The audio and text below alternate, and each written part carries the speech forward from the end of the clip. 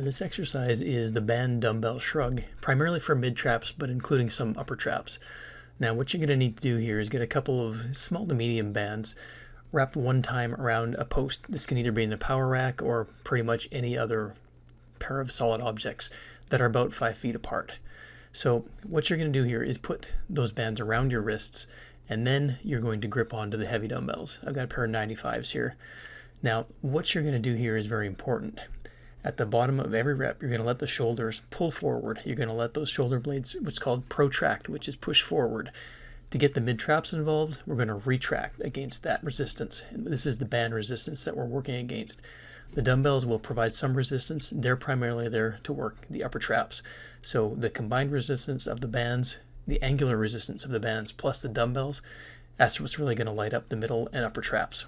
So when you're doing this one, you'll also notice that I'm letting my shoulders internally rotate at the bottom, and then as I'm pulling up and back, I'm externally rotating, basically rotating those dumbbells outwards.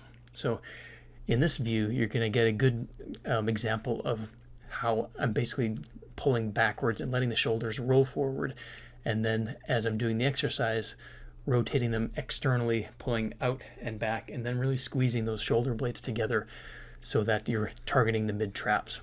Now, it's not going to be as much upward shrugging here, which is fine because this is primarily about the mid-traps, but you are going to bring in the upper traps to some degree when you're shrugging upwards. And again, don't use bouncing exercises, don't use bouncing reps with this. Really focus on muscle contraction, letting those shoulders pull forward and then pull them back.